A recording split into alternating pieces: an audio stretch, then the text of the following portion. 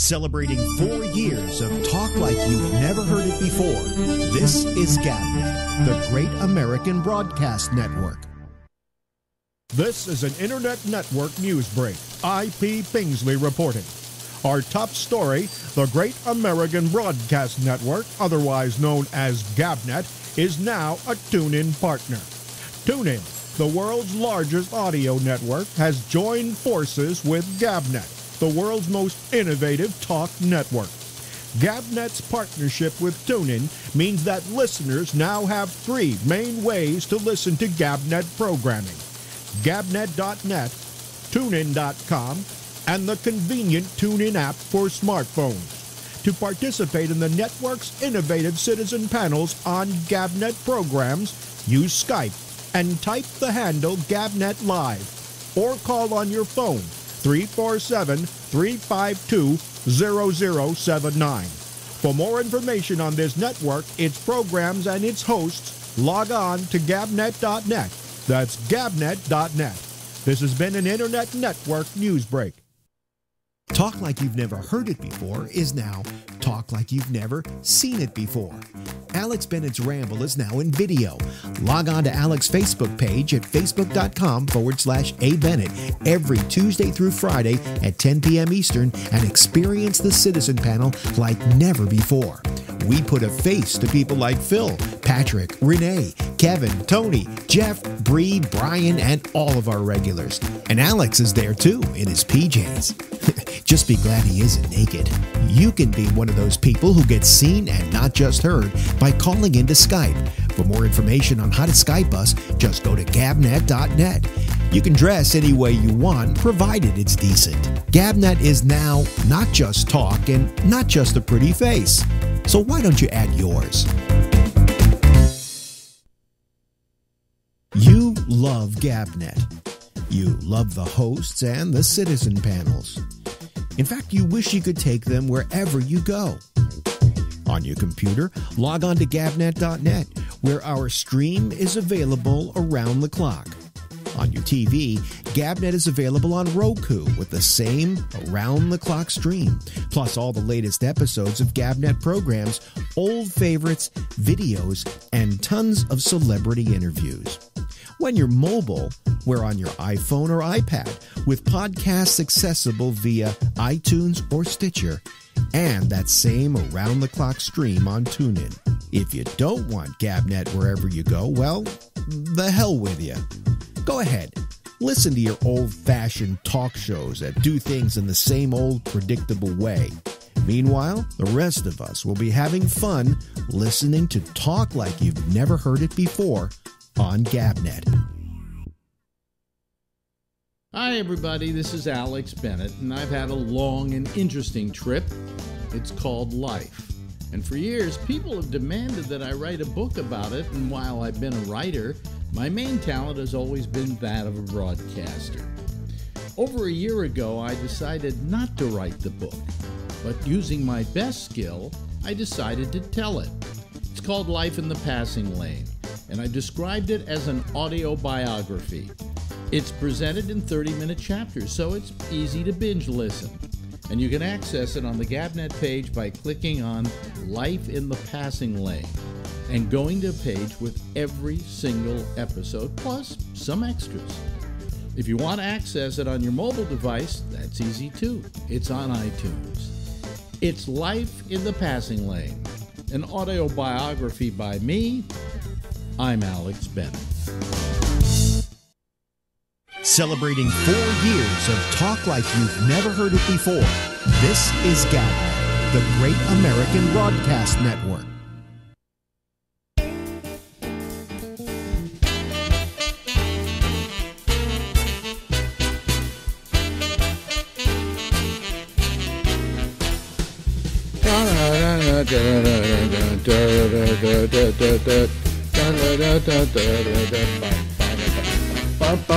Hey everybody, how are you? I'm Alex Bennett. Let me show you me. There's me. See? And I'm wearing a T-shirt with a lot of writing on it. And in a way, well, let me show you what it says. We are Penn State. Oh, be proud of it. Be loud and be proud. And I got this, girlfriend got this for me. I'm wearing it because I like to wear a T-shirt from Rape University. So, oh, hell. What the fuck? How are you?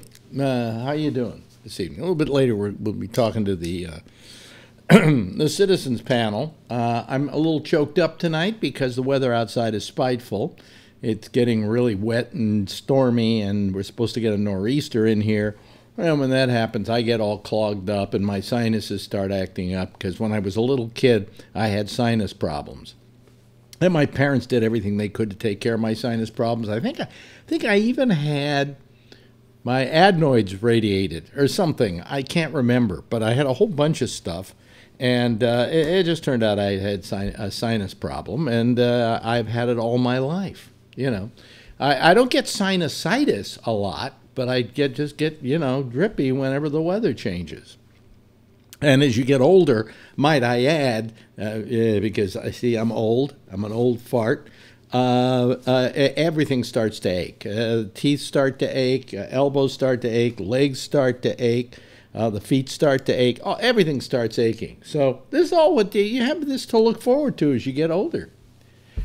Well, I thought it'd be better than this. I really did. I'll tell you where it really got lousy. I'm very depressed today, and I'll tell you why. Now let me tell you the good news. Okay, so as of March 1st, we are now no longer with Oxford as our insurer. We are with SAG-AFTRA. And we have as our medical insurance, I think we have Blue Cross Anthem, and then we have Delta Dental. But then for our pharmaceuticals, for our drug program, they gave us a thing called Express. What is it? Express something. Anyway. So we have that, and what you have to do, it's very strange. You have to buy only from either them by mail order, okay, which you have to fill out all kinds of stuff and all kinds of shit like that. Or you can go to a Walgreens, and Walgreens does the job for this. Express Scripts, that's the name of the company. And what happens is you have to buy 90 days at a time. So your doctor will make out a prescription for 90 days or 180 days, or in other words, in multiples of 3 months. So they can fill out 3 months of prescription, and they said that's so that they can give you the best possible deal and so on and so forth. And I figure that's cool. So we had our doctor call in the prescriptions to this Walgreens down the street. It's called Community by Walgreens. I don't know if you've ever seen these, but it's not like a normal Walgreens where you go in and the birthday cards are over here and the candy bars are over here and whatever. It's just a pharmacy. That's all it is. And you go in there and you get your drugs. And these people were very nice, helped us through it. They were just, I couldn't have dealt with a nicer group of people at a pharmacy ever. And there are only like 2 of them working there. And they've got all the drugs there, and people just walk in and get their stuff. There's no big line in there, and it's really quite terrific. That's the good news. The even better news was I pay every month with Cialis, which I'll talk about later, which is usually about $75 a month. I pay about $196 a month for drugs. Okay. So today I go in to get it, and minus the Cialis, okay, for 3 months. And I'll tell you why in a second. Our drugs, my drugs came to, for 3 months, for a 3-month supply of all my drugs, okay, which normally minus the 75 each month would run me about $125, let's say. The 3 months was $108 for 3 months. So each month, 102, excuse me, 102. So it comes to about $34 a month. What? Rovastatin, or is, the statin that I take, normally ran me $35 a month, and now it runs me $28 for the 3 months. I couldn't believe it. I mean, I thought what was going to happen with this is we'd have to pay for 3 months worth of drugs. So if I was paying like $200 a month for drugs, then I have to pay them $600. But that's for 3 months. No. So that's the good news. That's the really terrific news. All the money I'm going to save over the next year on drugs, because I'm getting them at a third of the cost that they normally cost me. Okay. That's the good news. Now, I take Cialis. Now, you're saying, okay, so Alex, you're having a little trouble in your old age getting it up. Well, that's not really the reason I'm taking Cialis, although I've got to say that as you get older, it's a little harder to get it up. I mean, I could still get it up, but this stuff, gives you a pretty good instant boner the minute you touch it. So anyway, but forget that. I don't take it for that. I never had that problem. The problem I did have, though, was an enlarged prostate. So I took a thing called finasteride, which is really, what it does is it shrinks the prostate over a period of time. And I've been taking it so long now, I imagine my doctor said my prostate's a little large. So apparently it's done what it had to do. Because before it was blocking off the stream, right? And then my doctor gave me at that time a thing called Flomax. Now what that does is soften the prostate so that the urine can flow through, and it kind of relaxes the prostate, all right? But I didn't take to it too well. It made me lightheaded. It made me a little tired, And so I stopped using it. So I just lived on the finasteride alone, which I still was able to not have to pee every 5 minutes like in the old days. But anyway, I took this pill, and I said I saw this ad on TV one day, and they said Cialis 5 milligrams daily Cialis, now also for BPH, which is benign prostate hyperplasia, which is exactly what I had. So I asked my doctor, could we try that? And he said, sure. So I got a prescription for it. But the problem was that Oxford didn't cover it unless you asked for, I forget what it's called, a previous exception or something like that. I forget. I keep saying the word all the time, the expression all the time, and then I can never remember it, okay? But what it does is simply you're saying to you're having your doctor say to the medicine people, hey, he needs this, and here's the reason why he needs it, and I want an exception, okay? And they gave me one, and for the last couple of years I've been getting my Cialis without any trouble, without any pause. So today I go in there to get my Cialis as well, and they say, well, we were going to call you about this. The Cialis is going to cost you $1,100 for the 3 months. I went, what? I said it was only costing me $75 in a copay before when I had Oxford, and they said, well, they say they don't cover it, but that you can. And I said, well, what can I do about this? And they said, well, you can go to your union, who is the vehicle through which you're getting your medical plan, and ask them to file for an exception. So I called my union, and she was told over the phone that I could go to my union, and then they could protest it or whatever it's called.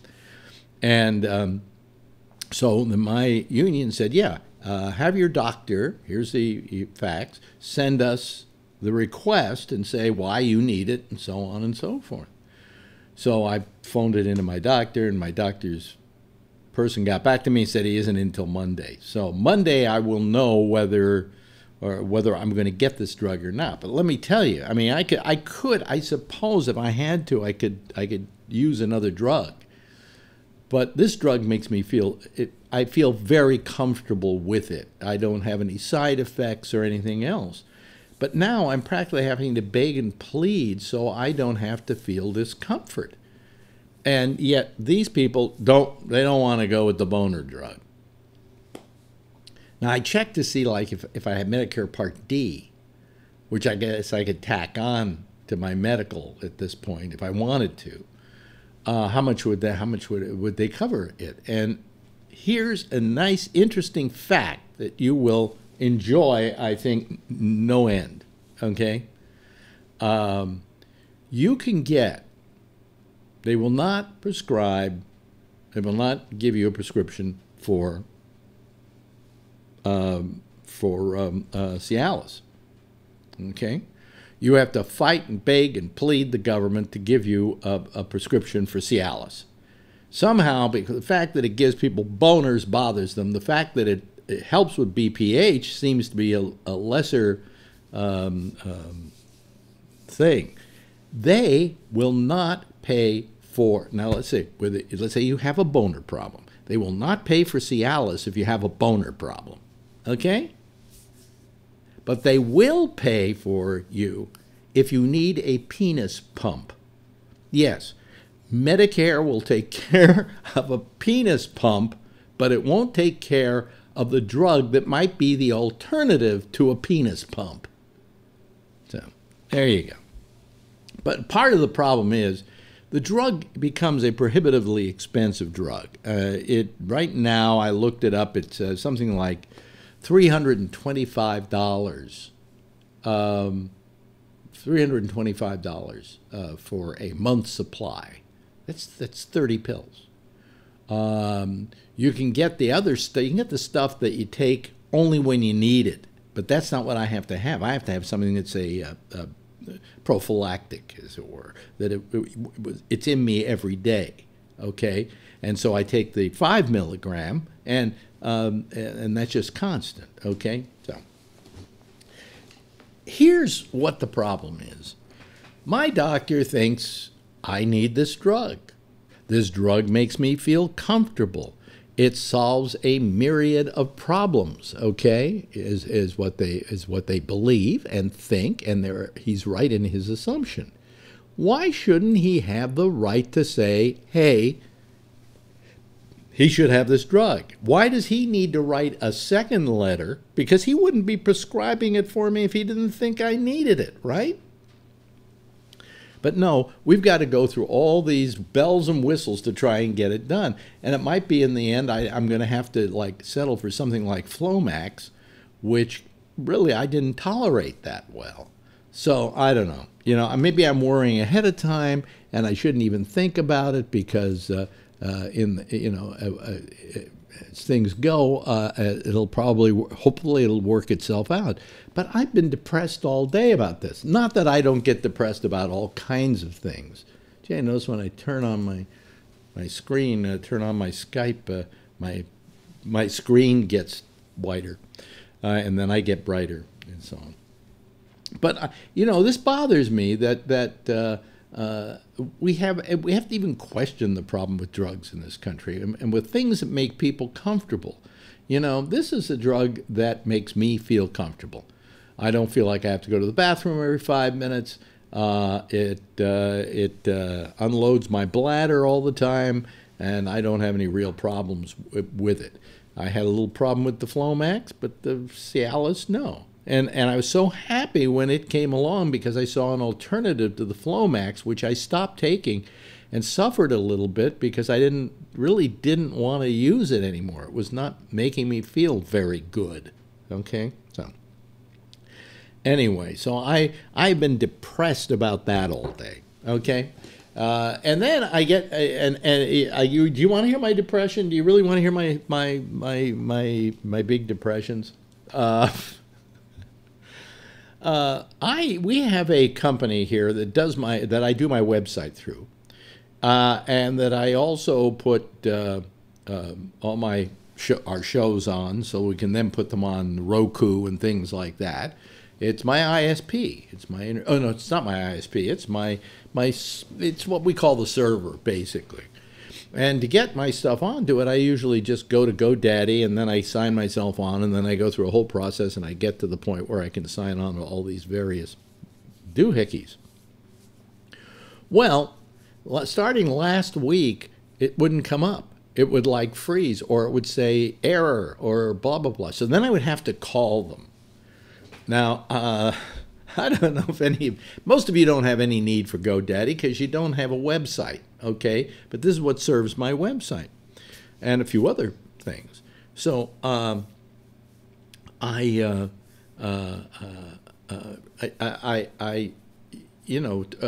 went to them one night to post all the shows, and it's not signing in, okay? It had been signing in 2 hours earlier, but not then. So I wait. They say, well, yeah, okay, that's your problem. Let's turn you over to hosting. So then they have this music, and if you've ever had GoDaddy, it's 2 torturous songs repeatedly played. So much so that they say if you want to just stay online without music, just push pound. It's just terrible. In fact, I went online to what do you call it, on YouTube to see if anybody had put online the GoDaddy hold music, and there is. If you go to YouTube and you put in GoDaddy hold music, there's somebody who recorded it and plays it, and it's just over and over and over again. And this first night, I think I was on the phone because then I got to the hosting person, and they said, well, we have to go to the other people. And then this thing, wait online. And then I said, well, look, can you just fix it? I'll get offline. You guys just fix it. And they go, well, if you get offline, we're going to stop fixing it. Huh? You mean if I get offline, if somehow I disconnect, all of a sudden, all this waiting will have been for naught? And they said, that's right, because I have to hold you on. So if they see that you're no longer online, they stop working on it. I'm going, that's the most ridiculous thing I've ever heard. So I'm on with them for an hour and a half. And finally, they get the thing fixed. The next night, I sign on, the same problems back again. In a week and a half, 5 times this has happened. Okay? Right now, it's working. I don't know if it's going to be working at midnight. I have a workaround. I'm using now an FTP program, and I just go directly to the files and fuck their interface and their whole thing, But, I mean, that drove me crazy. And the problem is that the problem was always happening at like midnight my time. And if I'm there and I start maybe doing this at 12:30, before you know it, it's 2 o'clock in the morning. And maybe I'd like to go to sleep, but no, I'm listening to this fucking GoDaddy music.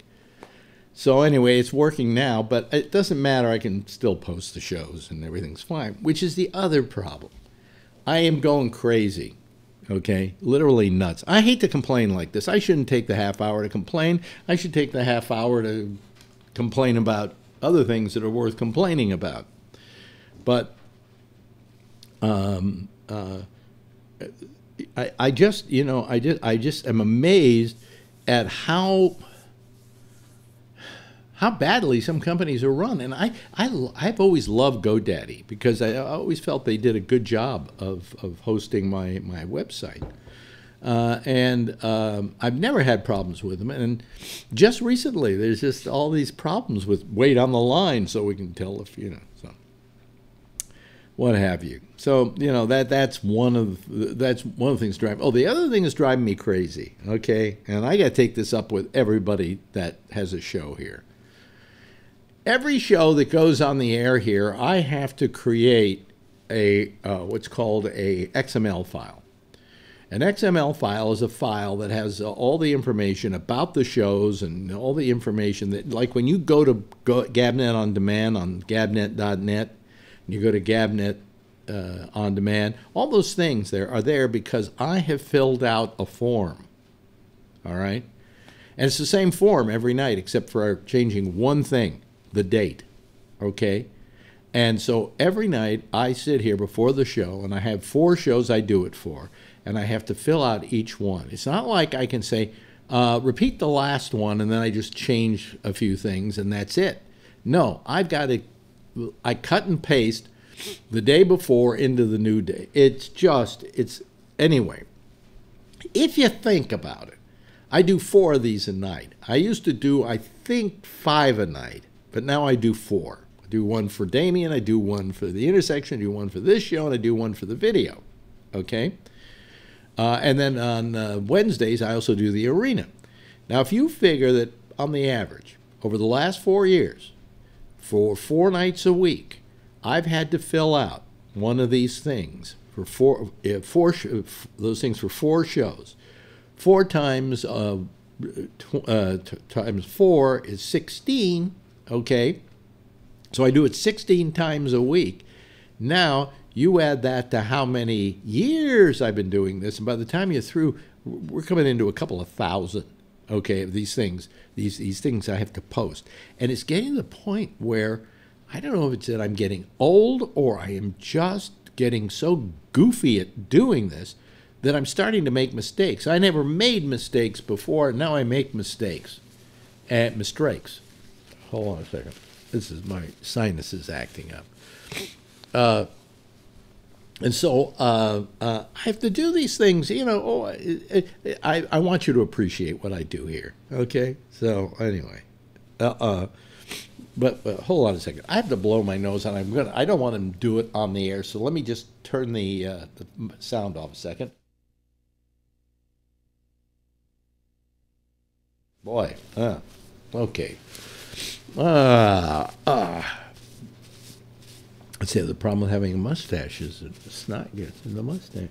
Anyway, where was I? Oh yeah. So I have to do these things, and it it's starting to drive me crazy.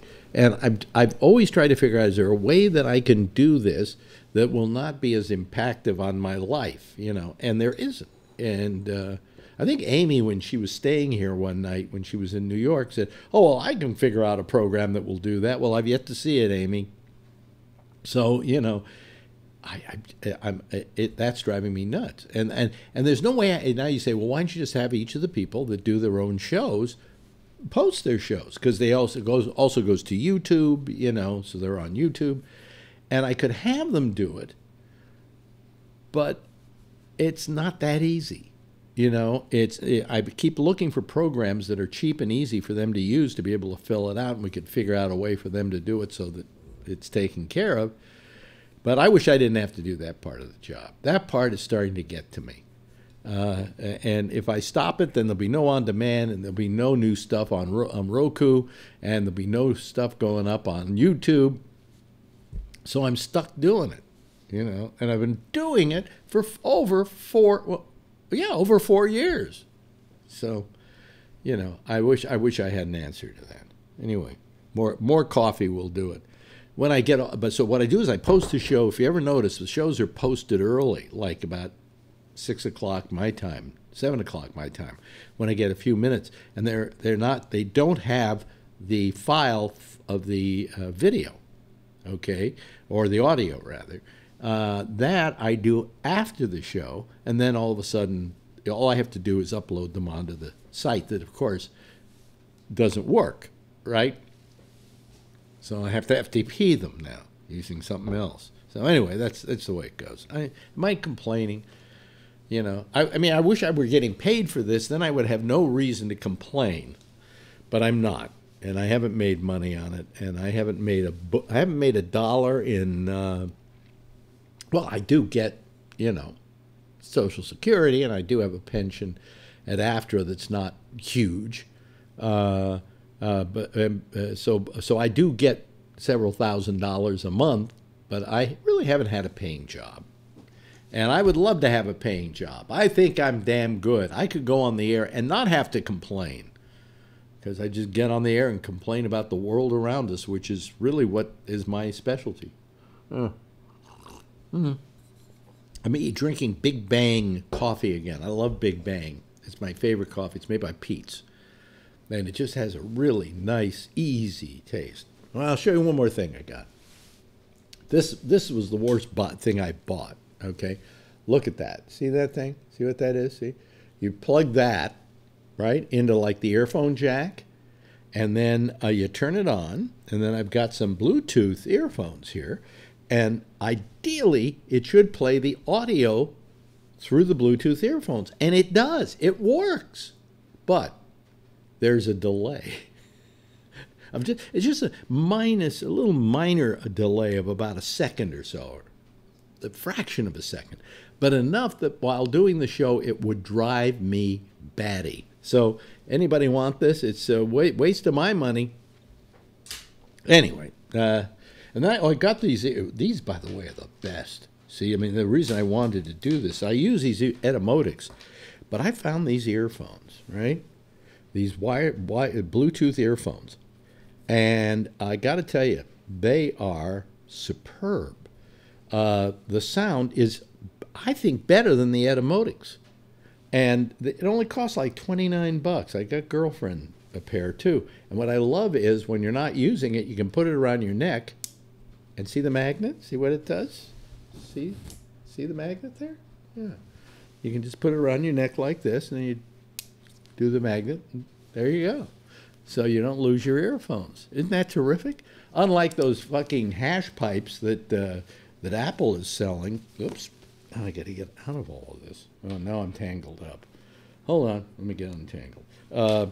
Unlike those things that Apple's trying to sell, those hash pipes, which I found one on the sidewalk the other day. The guy paid probably $150 for them. So that's what that was all about. Anyway, look, it's time. It's time for us to go to, yeah, let me see here. It's time for us to, I turned on, I want to get rid of that, and I want to get rid of that, okay?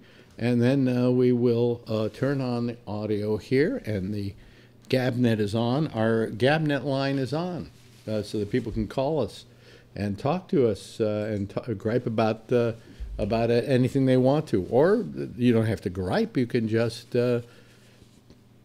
talk to us. If you don't know how to give us a call, you go over to gabnet.net. Over on the left-hand side of the page, right-hand side of the page, is a thing for telling you how to do it and everything. I get confused when somebody calls and I've got to then go to them. I forget your full name again. It says John is what you're listed as live. John Peroulis. John Peroulis. There we go. Hello, John. How are you? You know, I listened to the first part of your show, and I totally get it. It's all these goddamn little tiny things in life that add up, that just nag at you, that get you down. That, I mean, we all go through this, you know. I mean, famously, what's his name, the Sherlock Holmes? God, I'm blanking on his name now. Famous actor. Sherlock Holmes. He played Sherlock Holmes. Which one, though? There hundreds of people played Sherlock Holmes over the years. You talking about Benedict Cumberbatch? No, not Cumberbatch. Oh, yeah. He was Iron Man. Yeah. We're both having a senior moment. Yeah, Robert Downey Jr. Yeah, Downey. When he had his problems with cocaine, he said that one of the things that just was frustrating for him was all these little things. Yeah. That every day there was a mountain of little stupid things. No, but when you're on coke, that makes sense because, you know, I mean, having been on coke myself, yes, every little thing irritates you. But I think my problem is not cocaine. My problem is called age. And that I just don't have time for this shit anymore. Quit trying to take make my life easier. Don't make it more difficult. You know? Yeah, I know. Well, hey, I had a difficult time getting on here. I all of a sudden I got a message from Skype saying you've been banned because someone hacked your account and was sending spam on it. And I said, what? So I had to go to my Microsoft account and get a text code to get back into Skype. And I thought, what the hell? You know, what is this weird? I mean, how could somebody hack my Microsoft account and start sending spam off of it? You know, I mean, I don't do that. Yours is the only show that I even use Skype for. No, I mean, I don't use it for anything else. I'm kind of feeling like maybe calling me, I got infected now. Yeah. And it will cost a lot for the drug. We were just talking about that. You know, they wanted to charge him like 11 grand. I know. I was listening. $1,100 for 3 months. Where if you imagine what it's going to cost you to get rid of infected Skype. Oh yeah, right.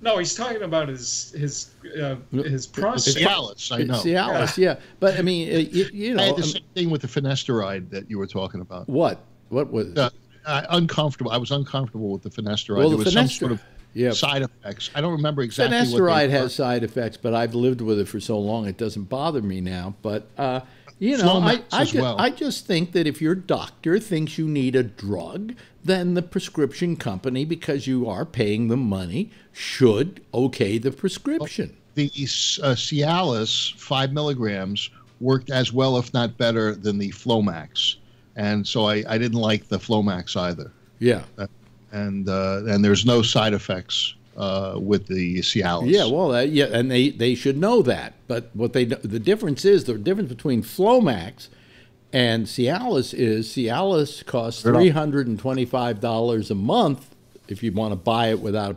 without having insurance. And I think finasteride costs about 10 cents. I mean, Flomax costs about 10 cents. You know, what does it cost in Tijuana? Well, you know, I mean, I wish, you know, I wish we could go to Canada and buy our drugs. You know, huh? You can. No, you can't. Yeah, you can do a mail order. Yeah, but you know, it's not that cheap. It's not that cheap. You know, I remember this one drug. I keep mentioning this drug, and it's called what was it called now?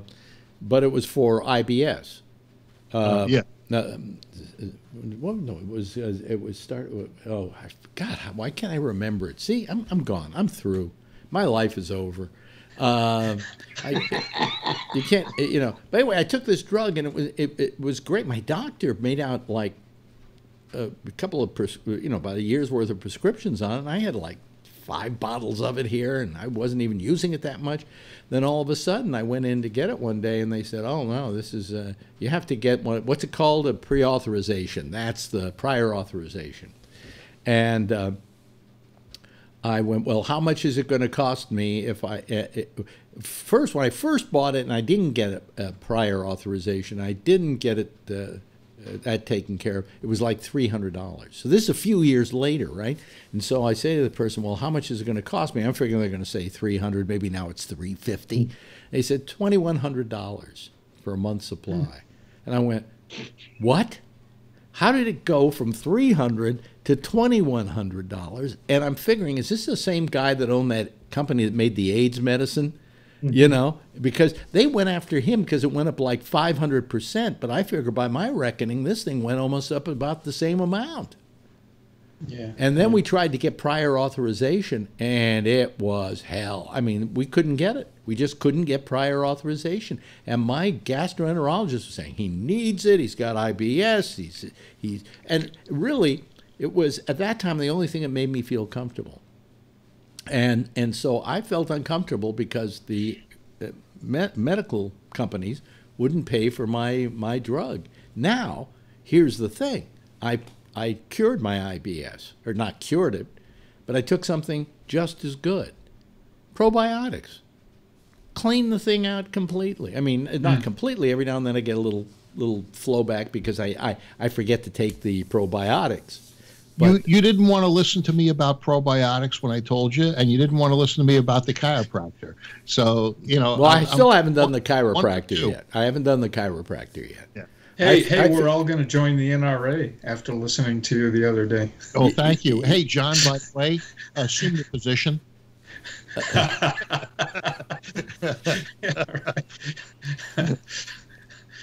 Yeah, sure. Right. Yeah, the day we see John Perullis joining the NRA is the day hell freezes over. Well, I joined the NRA, actually. I did. Why? I did, in fact, join the NRA in 2007. I don't belong anymore. But why did you join? He wanted a bag. Texas did it for me. Yeah, I bought a shotgun, in Marin because I got a job for 4 months in Texas near the border. And I thought, that's a dangerous place. So I thought, this way I'll have some protection, So I go to the gun shop there in Marfa, Texas, or Alpine. Yeah. And they won't even sell it ammo to me, and said, hey, you got to join the NRA. And I said, oh, yeah, okay. Well, how much is it? $20. For wait a minute, you had to join the NRA deal. in order to buy a gun? It was in 1910. No, not a gun, ammo. Ammo. Okay. Yeah. Joining. So I go to the gun shop, which is run by a retired Border Patrol cop. Yeah. And I wanted a ghost sight and a heat exchanger put on the barrel, because it looked sexy and you could sight it better. And I had my locks in the trigger, and all these security things. And he said, you took smoked salmon and you took smoked salmon and put it in the trigger? No. It's a trigger guard. Oh, because to a Jew, the word locks, and there are 3 Jews here. The word locks suddenly makes us drool. Okay, so he would have the used guy fish, but he ate it. So the guy looks at me and he says, he says, where are you from? And I said, California. And he says, here we don't use those things. He said, if someone's going to go break down your house and go in there, that damn trigger lock is not going to help you at all. So, I had my little foray. It was kind of interesting belonging to the NRA for that period of time, because I kind of wanted to find out about the organization from the inside and see if there are actually people within it that have divergent opinions. And in fact, there was in Alpine, there's a very famous Texas Ranger, Joaquin Jackson, who was on the board of directors for the NRA, and he caught a tremendous amount of grief because he had the courage to stand up and say that he didn't like hunters using AK-47s or AR-15s to hunt. He said it's not a hunting rifle. And they got down on him. They almost kicked him off the NRA because he took that position. And, this guy, you could read his books, fantastic books. One Ranger. He's got book 1 and book 2. And he was in a film with Tommy Lee Jones, who also comes from there. In Laredo, that was the name of the film. And great people, and I got to be real friendly with them. And then I made another mistake. Wait a minute. Now, if I remember you correctly, didn't you say you were with Greenpeace at one time? Yeah, sure. And you almost got arrested by Phil? Yeah. Well, it would have been 6 degrees of. So how does one go from a, shall we say, a Greenpeace orientation, which is green and peace? What 2 great words? What 2 better words? The whales. Saving the whales. I don't know and all how of a sudden, the to guy who wants to save the whales has a shotgun. Yeah, I had to do something interesting with the shotgun when I was living in Marfa. So I went to Amazon and I started buying conservative books. I bought Michael Savage books. I bought Ann Coulter books. I bought Bill O'Reilly books. What were you trying to commit mental suicide? Is that what you were trying to do? It was in the war. I put them up on the target range in Texas, and I shot them with my shotgun. And I filmed them, and they're online. I mean, I could post them, and send it to you. They're real great. Single shot, solid shot does an amazing thing to a book. Yeah. It just turns it into confetti. Now, you didn't read them beforehand. You just used them for target practice. Yeah. It's funny. It costs more for the shipping from Amazon than the book. Like Bill O'Reilly's books, you could get them on Amazon for 1 penny. And the same with Savage. All his books are like 2 cents, 3 cents, and Ann Coulter's books were like 5 cents. Now, did you turn it around so the dust cover was to you so you could shoot them in the face? Yeah, right. Yeah. So, I got to do my liberal thing with a shotgun. Yeah. Targets are cheaper. What? Yeah. Targets are cheaper. Targets are cheaper? Yeah, probably. Is that going to be the name of your new book? No? Targets are cheaper. By the way, folks, we could use some more callers here. I see Renee's out there. She's on our, she's doing some chatting here with people. Who else is there? Charlene is there. She's you're not calling Charlene. You're just chatting. So for all you people, I don't. Just like Nixon, I'm not a crook. I don't belong to the NRA anymore. I suspended my. By the way, I found out. By the way, I found out something about our chat room here on Skype, YouTube, on YouTube. That if you watch the show later, you can watch it with the chatting. In other words, it records the chat and then it plays it back as they did it during the show. So you can have just as much fun watching the rerun as you can watching it live. Yeah, thank God I'm not on Facebook. Just at my NRA admission, I probably lose about 200 of my friends. So. Oh, really? Oh, okay. Well, no, you had a reason. You wanted to buy bullets. And you couldn't buy bullets. That's right. Couldn't you have gone to another store and bought bullets without the NRA? This is a very small Texas town. There's only one gun shop in town. I was watching a series that I think took place in Marfa, Texas. It was about a guy who was a professor, and I think this other professor and his wife got transferred there, and then she had fantasies about sleeping with this professor. I remember the name of the actor, but he's well known. Who was the star of this thing? It was only a one season. It might have been Amazon. Were you familiar with it, Alex? Well, is it I Love Dick? Yeah, that's it. Yeah, no, that was the name of the show, folks. Right. I'm not kidding. Actually, there was a show. I Love Dick. That was in Marfa. Supposedly in Marfa, Texas. Yes, I think so. You're right, Phil. I watched 2 episodes of that, and I couldn't. Yeah, it was tough. It was tough. It was. Well, I'll check it out just to look at Marfa. But hey, Marfa's been in Hollywood for a long time. Jimmy Dean's last film, Giant, was filmed in Marfa, Texas. Oh, and really? then There Will Be Blood and No Country for Old Men, all filmed in Marfa. What you could say, the first guy who was killed by Anton Siger in No Country for Old Men. He's the bank president of the Marfa National Bank, Chip Love. Oh. And he was the first guy that he put the but I mean they say what was it they said that now I forgot what I was going to say. See, I'm out of it tonight. I'm really out of it tonight. Anybody want to do the show instead of me? Yeah, let John do it. Huh? Let John do it. Yeah. He's having a good time. Yeah. I'm having a good time. This is a great show. Alex, yes. I went by one of your spots today. What do you mean one of my spots? I don't know if you remember. I think it was on KITS. You used to take your show out on the road with Lori Thompson. Yeah. I'm sure you remember her. I used to have a big crush on her. Of course. And she's still really beautiful. Oh yeah. And you're on Highway 101 in Mill Valley near Goodman's. Oh yeah, what we did. We did a live radio show from there. We kept saying that we were doing Alex Bennett road shows. I said let's really do a side of the road show.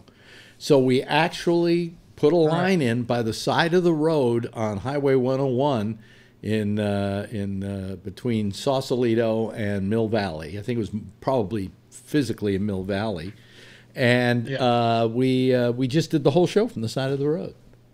And yeah, it was fun. Yeah. Oh, it was great. I drove by and I actually saw your setup there, but I was in traffic, so I couldn't do anything except drive by. That was not an easy show to do either, because to get a line put in there, because in those days you had to put a line into the ISDN line. Yeah. Well, not an ISDN line, usually a phone line. Oh, a phone line. Wow. Yeah. You remember, Alex, the time that we did your show from your kitchen table in Sausalito? Well, that was because the whole roadside had fallen over the highway going out of Sausalito, And they forced me out of my place on the other side of Sausalito, so I stayed on your sofa, and I was your only guest. And then in the morning, I told the station, I'll just put my phone here, and I'll start talking into my phone. I'll put it on the table, on the dining room table. And so I sat there with it propped up on a book, I think, on the dining room table, and did my show from my dining room. So you two guys go back quite a way. Unfortunately, we do. Yes. Then we took a walk, and we went to the 7-Eleven, and we called in from the payphone there, and we said we were looking for girls. Yeah, right. Ray Renati has just joined us again, ladies and gentlemen. He's now pretty much considered a regular around these parts. Yeah, that's right. Yeah, that's right. I'm regular around these parts. Oh, listen, I got to tell you, tonight I watched the last episode of a show I've been watching for the last 5 weeks. This is the 6th week. It only has 6 episodes. It's called Waco. Oh my God! And it's it's the last. Texas is again. It was the last episode. By the way, turn off your sound because I don't want to spoil the ending for you.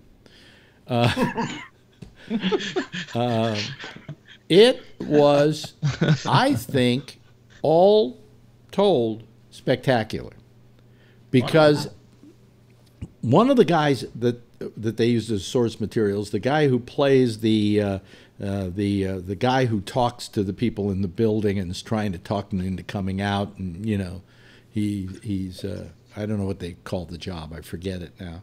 Negotiator, exactly.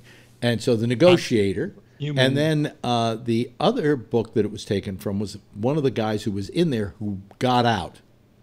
Okay, so you have this wonderful screenplay that looks at both perspectives, and you get a whole different attitude about what was going on inside that house. After it was all over, they tried to say, they poured gasoline all over the place and they set it on fire.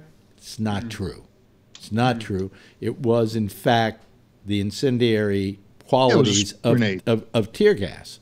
Yeah, I think they used a flashbang, which was supposed to disorient the people inside so that they could make an entry. Well, the flashbang is an incendiary. Yeah. So they sent that in, and I think the walls or curtains or something. The place was like a tinderbox because they built it themselves. It was not built to real spec. Who just joined us on the phone, by the way? This is Mario. Oh, hi, Mario. You haven't called in a while. Hey. Let me put it's been a while. Let me put your name up here so I can rename the thing so I know that it's Mario. Otherwise, in my old age, I'll forget names. There we go. So now it says Mario. See, folks? Anyway, I'll get back to I the just second see Mario. number 1. Yeah? Really? Oh, well, I see Mario. Anyway, I can be number 1.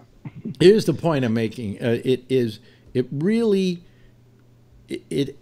You go through the ending is just grisly. I mean, how these people died inside there, and they're being trapped in the basement and so on. And it's just grueling, but it is the fairest piece of television I've seen about this subject. And what a clusterfuck it turned out to be on the part of the government. There was no reason for them to go in there. These people were these were peaceful people. These were weirdos, right? Weird little cult thing going on there. But that was the sum total of it. And the negotiators fighting with the government, with the FBI. He's one of the FBI, but he's fighting with his bosses saying, look, these people are ready to come out. Just give them time. You don't have to do anything. Mario. Huh? Yes, Mario. Are we talking about Waco here? Yeah. Okay. You know what? I've been watching a special on Netflix about, what's it, Ted Kaczynski? The Unabomber. Yeah. What about him? Yeah. It's like, it's about a 7. It's like a 7, maybe 7. What do you call it? Look, you can't see Ray Renati right now, but he's trying to look like Ted Kaczynski, but he's looking more like death over my shoulder. And John Perolis is wearing dark glasses. God, I don't have. He's an actor. but in that series, I know that was it Janet Reno was in charge at that time? Yeah. For both of those situations. Yeah, they portray And, they portray her in there. Yes, but it's a very good. If anybody gets a chance to check it out, but they kind of read off his manifesto while watching it, and I hate to say it, but most of the stuff he was saying is true.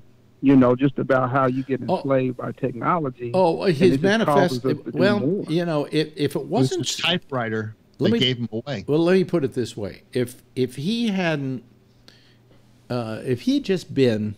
What am I trying to say here? If he had just been a little more terse in his writing, delivery, in his writing, I think that he probably would have. A lot of people would have paid attention to that. But I started to try and read it when they published it in the New York Times, and I'm telling you, I fell asleep. Because it was just so rambling. It was so all over the place. But yes, there were points he was making. There were points he was making that I had say the guy knows what he's talking about. Is that how you came up with the idea? Well, I think they. What? Phil was trying to say something. Mario, yes. Is Ted Kaczynski's writings how you came up with the idea for the Ramble? No. It was rambling. No, well, I think they simplified it for the series, but this simply so it's not exactly this simply gave validity to his feelings about technology. Okay. Yeah.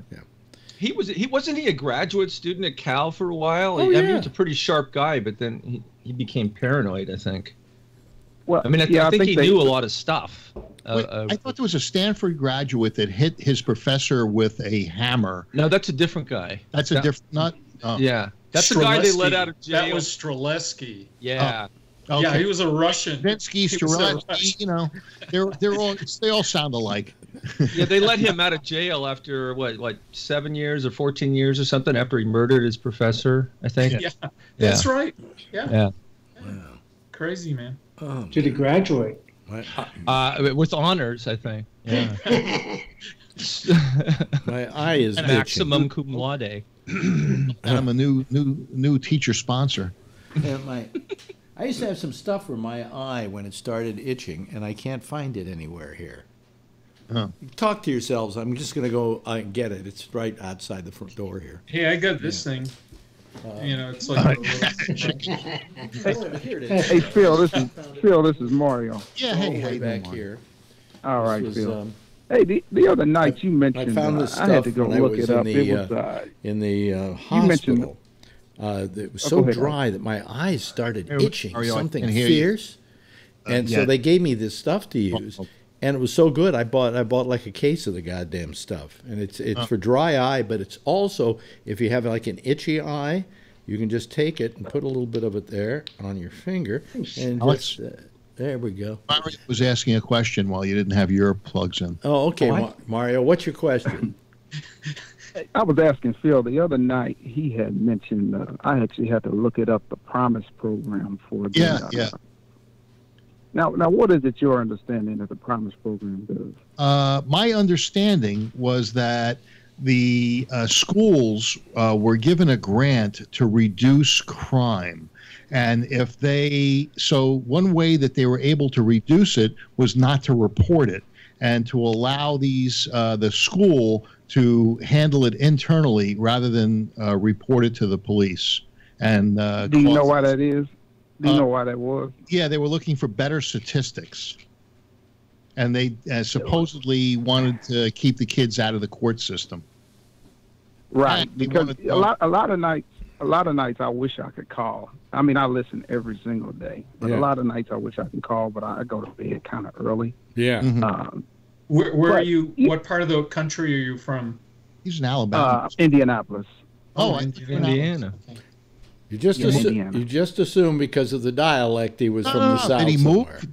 Because I think he used to be. I'm black. I'm from the South. No, you always confuse. I don't know why you think I'm from Alabama. But. Yeah, but you usually do use Skype and you use your camera and stuff because we've seen. Yeah, I've seen him before. Yeah, Yeah. No, I never used it. I think it's a different maybe guy. it's a different guy that's from Alabama. Well, you know, Yeah, he's black. all these black people We all seem look alike to alike. me. Yeah, exactly. Guy with a name like Mario, I figured you had a game named after you. Mario. Yeah. Mario. Not Okay. Mario. Mario, Right. you know, he's a soprano. Anyway, let Mario finish his thought.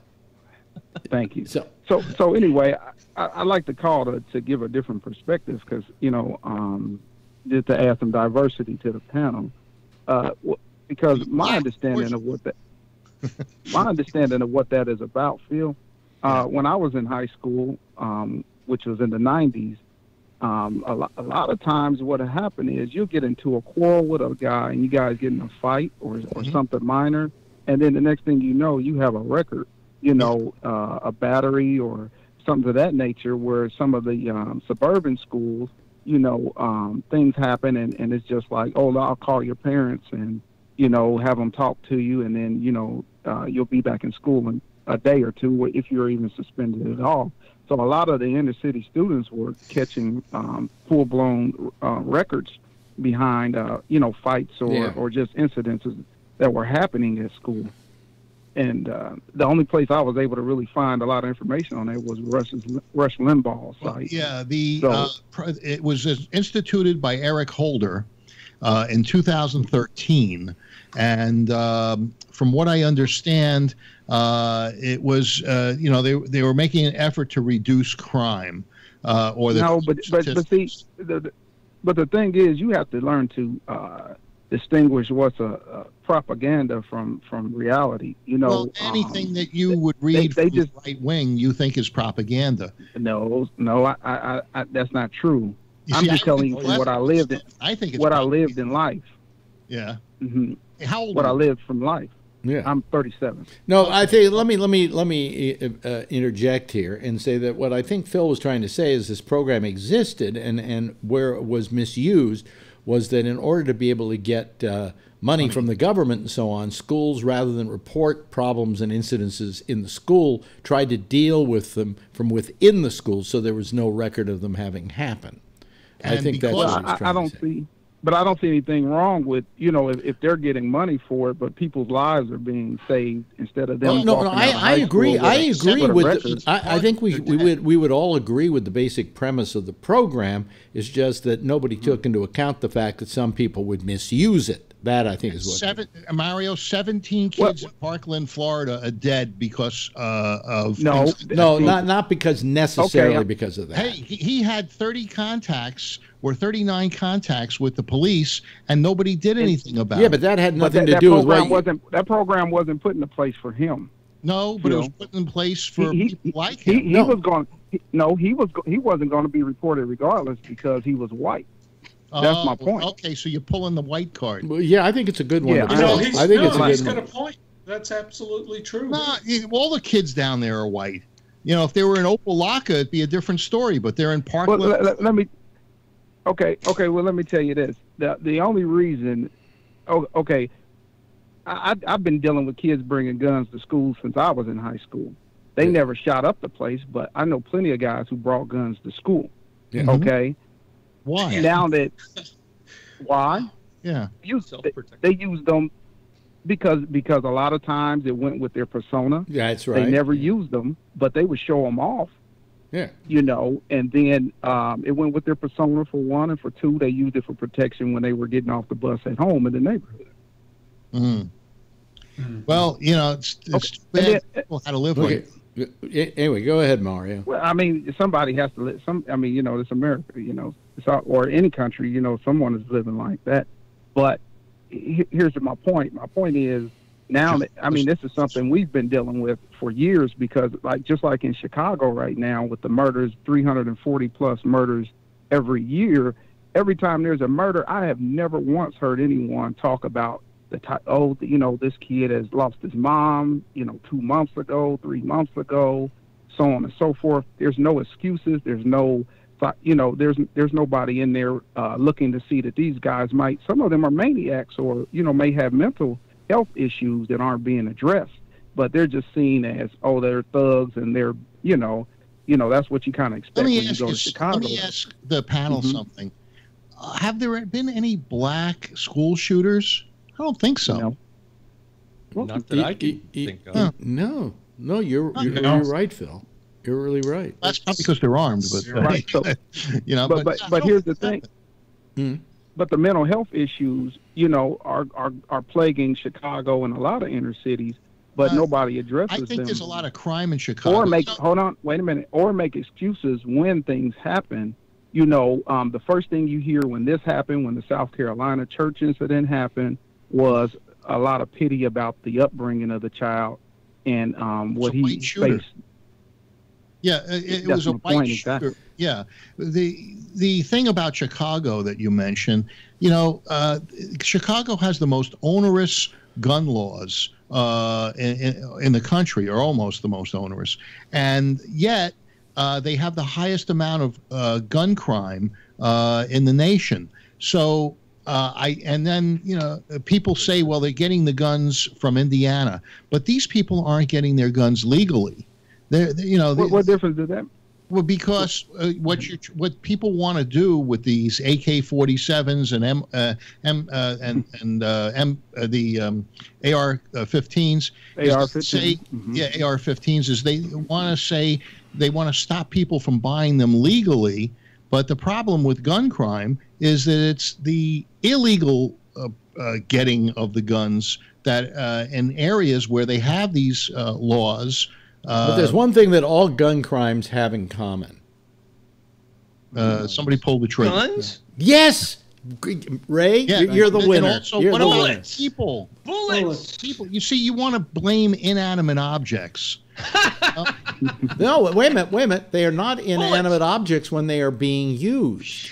No, but they're faster used by than a person. And and these kids, I again think that it's that they're using a Band-Aid to fix a mental health problem. I think that the president is using a Band-Aid to try and solve this problem. Hey, the president is getting a lot of flack from the Republicans right now because he's siding with the Democrats on the gun issues. Hold on. Mario? Phil, you guys talked last night about Dick's Sporting Goods and Walmart and different places. Yeah, they did. You know, they're being proactive about that situation. And Donald Trump sat up there and he said that, essentially if he was there, he would have been Superman, ran in with no gun and attempted to save lives. But he has the ability to save lives right now because he is the president of the United States. And he's doing nothing about it. And he's doing nothing. He is doing something. He's doing. But he called that man a coward. He's doing more. What's he doing, Phil? What's he doing, Phil? Tell me what he's done. He's talking about. What did you say? What was the word you just used? What? I think the word you were saying was talk. Well, that's the beginning. Yeah. Did you see? He went from. Talk? No, Phil. He wanted to put firearms first. I mean, he's changed his position since 3 days ago. He wanted to put firearms in the hands of teachers. I think that's a great idea. If my third period teacher, when I was in 11th grade, had a gun, she could barely see me in the second row. I don't think your third period teacher that can't see is going to be one of the ones they're going to give the gun to. Really? Oh, well, then if she doesn't have the gun, but that's where the gunman comes in. What kind of teacher could have doubled as an assassin? Exactly. Well, there's some movie that there's a bunch of series with this teacher that comes back. He's a black ops guy, and he comes back to help his friend who was what's that guy's name? Starring Clint Eastwood. No, it's not Clint Eastwood. But he's like he's this teacher that comes back, and he's a real tough black ops combat guy, and he discovers a drug ring in the school and takes all of these guys out. And there's but you make my point. Well, wait a minute. Hold on a second. Renee makes the point that basically you never hear of women shooting up schools. No, you don't. Right. It's always a guy. It's always a white male. Where Mario's point is got lost on me is when he started pulling the black card. No, I agree. Whoa! Wait a minute. Believe it or not, there are some black cards. and they're worth pulling in an argument because nah. they're true. I don't think so. I think that That's because you're very white, Phil. You're extremely white. I'm trying to give you a different perspective. If you want to talk directly to what I'm saying and tell me, and explain to me why I'm seeing things wrong, I'm welcome. Well, you asked me my ears are all open. You asked me, Mario, what I said about the Predator, not Predator. Now I forget the name of the act. What's it called again? A program, The Promise? Promise program. Promise, the Promise Act.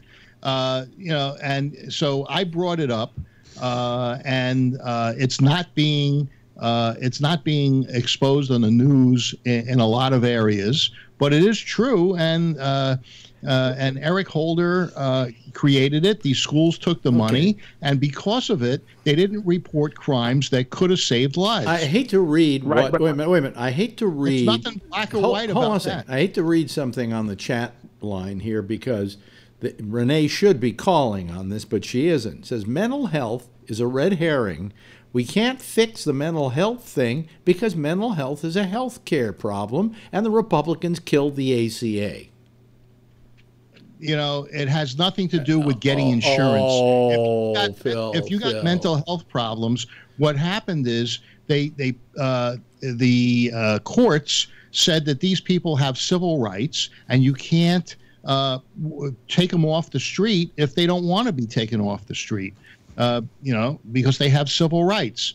Now, even though they took adjudicated mental health people in the 70s and closed down the hospitals, and these people were deemed to be a danger to themselves and others, and they still put them on the street. That created the homeless problem that we have. There's a lot of things. Yeah, but there are a lot of other things that caused the homeless problem as well. Yeah, like Ronald Reagan. Ronald Reagan was the governor of California at the time when he released the mental patients from Napa. It wasn't so much he followed suit across the country. It wasn't so much he released them as he just refused to fund them any longer. And so what was they had supposed to happen is he said that private companies would now open institutions for these people, and they never did. That's what happened. He promised the citizens of California that, and it never happened. What changed nationally, and so he just released them. He did. Like at Agnew State Hospital in San Jose, became a private institution, but then it was only occupied by people with mental health issues whose families could afford to pay for it. Mm-hmm. So then all the homeless people who had no families, they couldn't go in there. When Reagan was governor of California, and that was up to like 72 or 73. I'm trying. Who was the president? That was Nixon, right? What? No, was the president Nixon, Reagan, yes. governor Reagan. Of California. Turn on your camera. Turn on. There we go. Yes, Nixon. There she is. I shamed her into calling. Yeah, you did. So it was, but see, last night I was in my pajamas. That's why I didn't call in. So tonight I'm at least dressed. Hey, look, it doesn't stop me. Yeah, well. I have on the Gabnet uniform. I think you probably got yours the same place we got mine. I don't know why everyone makes this big. Chicago is the 25th per capita murder city in the United States. Number 1 is East St. Louis, Illinois. Number 2 is Chester, Pennsylvania. And Camden, New Jersey, St. Louis, Missouri, Gary, Indiana. Wait a minute. You must be looking at a statistic that has it compared to the population. But yes. Well, he said but if you look at the number of shootings. Yes, but he's talking about per capita. At it compared to population. But per capita. Looking at a percentage. Per capita is a very.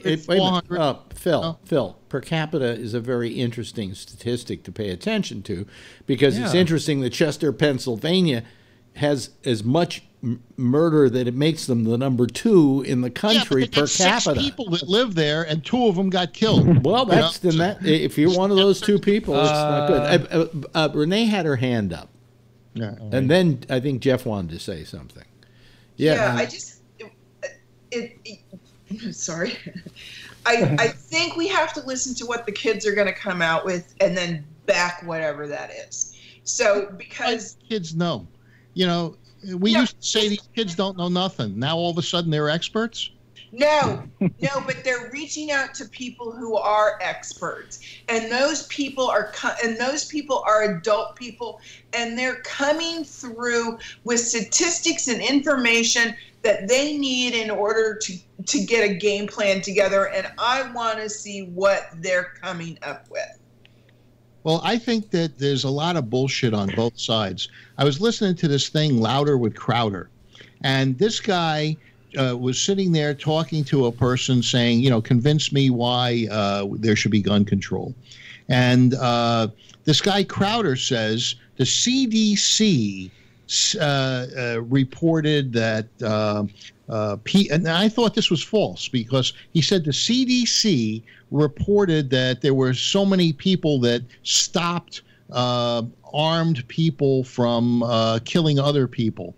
And I was under the impression the CDC didn't release any of those statistics and wasn't even gathering those statistics. I think it was even Tim that might have said that the CDC doesn't gather these gun statistics. Now, first of all, they're not statistics. They're not statistics. They're statistics. Okay, that's for starters. But